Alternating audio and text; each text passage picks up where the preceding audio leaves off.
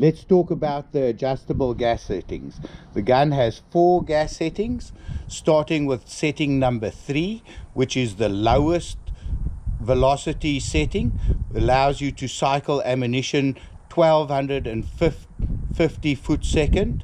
This is 7.5 bird shot.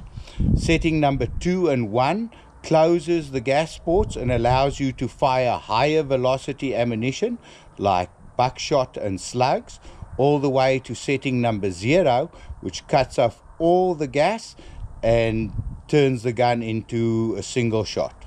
This is how you manipulate the gas system.